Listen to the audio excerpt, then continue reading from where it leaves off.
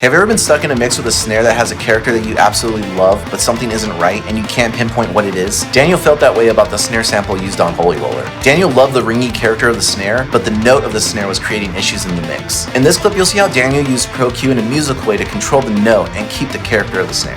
Enjoy. So I pulled out some resonances here. Obviously the snare is really ringy, so it was important that I got some of that out. I like the character, but I don't like the note so much. How are you finding it? How are you finding exactly what to pull out? Okay, so let's see. I'll make a new one.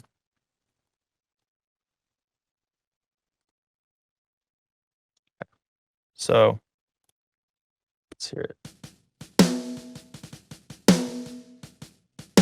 See, this I might have done in solo, right? Because I was probably listening to the track and I heard some ring coming through and I went, okay, wait, hold the phone, stop the mix. Let's just focus for a second, dive in, get the resonance out, and then dive back in. So for correcting a specific problem. Yeah, a specific problem. I mean, Fab makes it easy to just go and sometimes I'll do this with vocal resonances quite a lot. Well, there's two ways I'll do vocal resonances. One way we can do this. So, da, da, right? We're hearing that note. So I know that that's, oh shit. I'm gonna find an instrument that's in tune. That's a B, all right? So we can hear our resonance is a B. Ba. So a lot of people don't know about this feature in Fab Filter, but you can type in the note.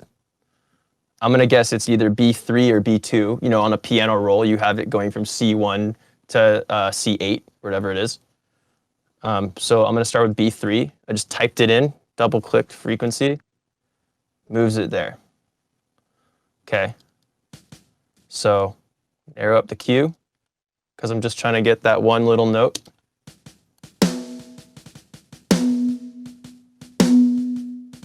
There's B. There it is.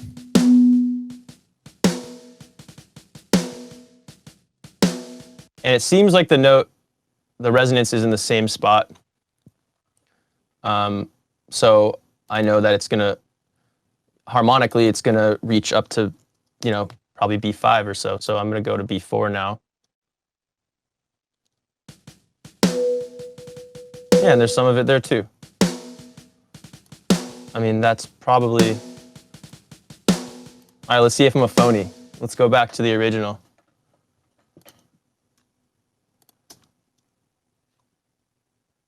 B3, oh, I did B3 and B4. Is that what I did? Yeah. Yeah. There you go. Okay, so I just did a little more on this. So that's one way, okay? And I don't think I use that on snares too much. I would say I use that mostly for vocals.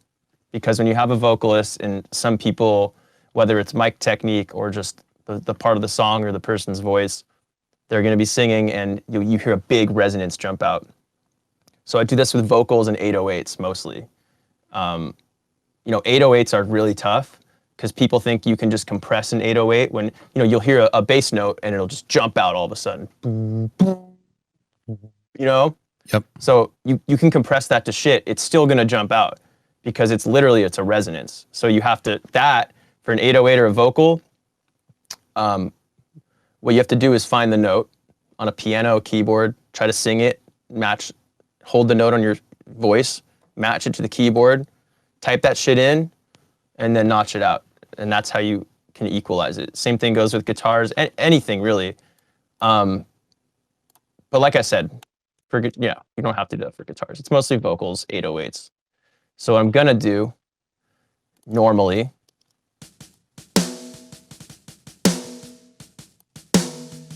sure you've never seen anyone do this before.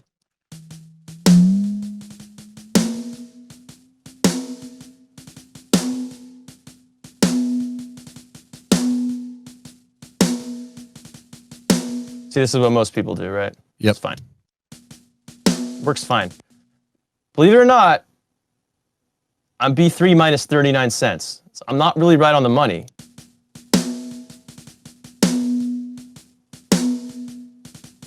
It's kind of hard to get there. To me, laziness is probably going to take over before I actually get to the right note.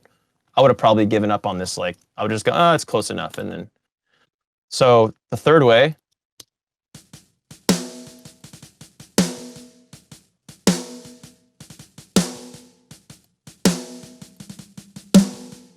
that gave me something totally different. What's that? So in Fab, if you hold your mouse down, it's going to give you a blueprint of where your resonances are, roughly. Super helpful for vocals, finding any really offensive resonance. So see here, it's not really getting me that B. So I don't think I'd use this method for drums. It's giving me a little bit here. But basically, keep your mouse there, and then you can go find a point.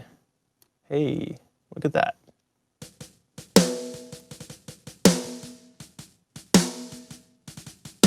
It's pretty cool. It doesn't really work on drums as well. But like I said, to me, it's going to be either sweeping around or it's going to be typing in the note. But the typing in the note thing, that's huge. And you could also do it on the piano roll here too. You can click on the note and it'll create a EQ point. Cool little stuff.